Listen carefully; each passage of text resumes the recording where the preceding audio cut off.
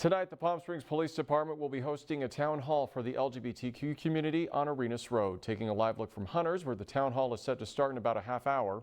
The gathering is intended to shed light on the pressing issues affecting the community and will include Police Chief Andy Mills. I interviewed Chief Mills today and asked him about the recent arrest of a Desert Hot Springs man charged with violently attacking 5 people over the past year.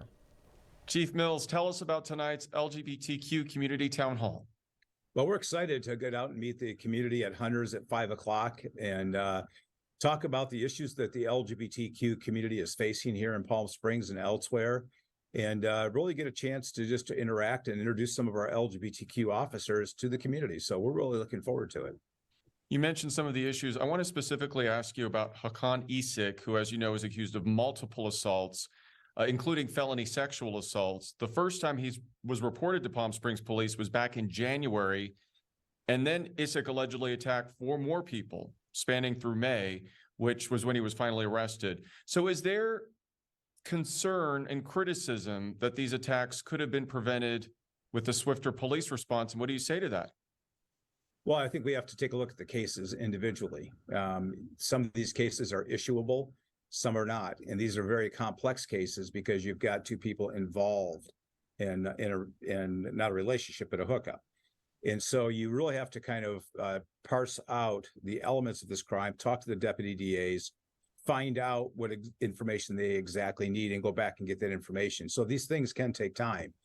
Now, having said that, I think there's always room for improvement. There are things that we can do better and be more sensitive to the fact that real people are victims, and we want to make sure that we see that, and then also communicate to the community that no means no.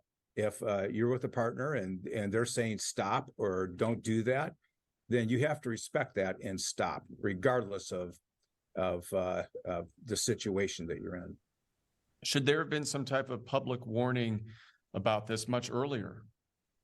I don't think so at that point, because what you're seeing are people that are going through established apps that are hooking up, and you're trying to get the sides of the story. We interviewed him fairly early on, and we're trying to understand exactly what took place.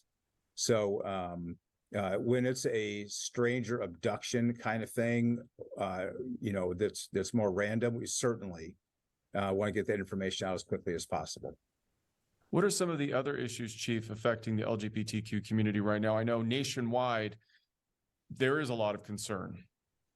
My biggest concern right now is the tenor and the tone of the greater United States community in terms of anti-LGBTQ rhetoric. And when we're seeing comments from the far right and other groups that are anti-LGBTQ, I want to be very thoughtful about how we protect our community. And for instance, the anti-drag communication, the grooming discussion, all those things I think are ramping up, and we're likely to see that continue to ramp up, which is my biggest concern over the next 2 years heading towards the presidential election. I think that some are going to use this as a wedge, and we want to be prepared to A, tone down that wedge, and then B, make sure that we've got the resources in place, protect our community, especially at events.